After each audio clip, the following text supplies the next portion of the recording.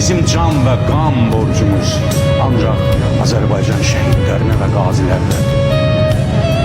Bu qələbənin bir sahibi var, bir ünvanı var.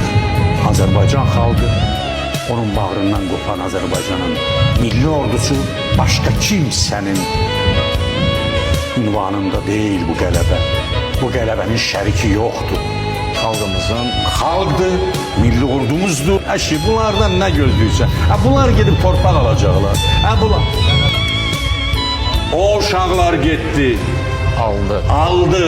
O bayraqları onlar qaldırdılar.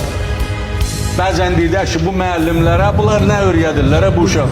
O müəllimlərin tərbiyə verdiyi uşaqlar idilər, getdilər. O vətən üçün şəhid oldular və qazi oldular.